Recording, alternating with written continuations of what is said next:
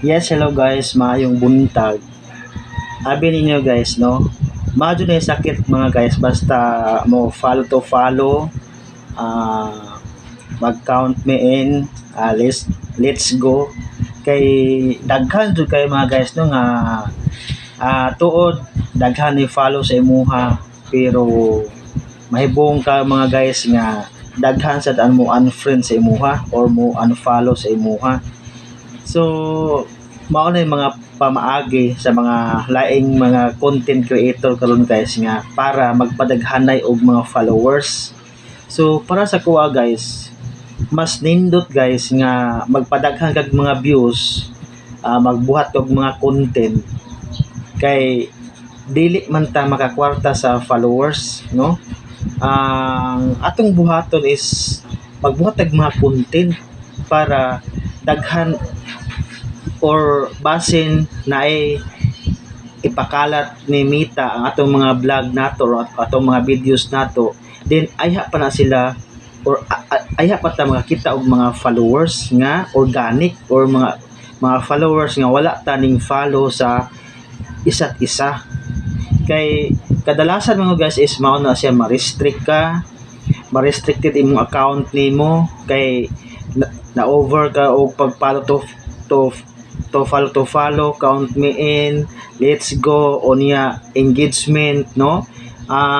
Dili na kam ka engagement kay gumikan sa imong sayop nga mo follow ka, mo let's go ka, mo count me in ka. Much better siguro guys nga magbuhat ta og content, no? Kay if kung mag-viral ato ang content mga guys is dinha na ang mga tinuod nga mga followers nga mo follow sa imuha, wala pa kay problema. Then kung mag-content po ka guys, dili tanan nga mga original nga mga content nga imong i-post nga dili na ka ma-restricted, dili na ka ma-copyright. Magdepende sa imong original content mga guys nga dili related sa, like example kana mga bata nga naghubo, nagilas kag mga pampers, bawal da siya. Unya katong mga content nga laparo, hapak-hapak, usa po na guys nga harmful na, bawal na sa kang Facebook.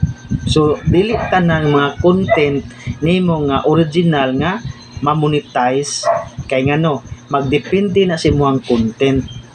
So paningkamot nga mag-content ka nga kanang dili bawal ni Mita, unya likay ang pag-count me in, let's go, follow to follow kay ngano dinha jud ka ma-restrict ang imong account nimo.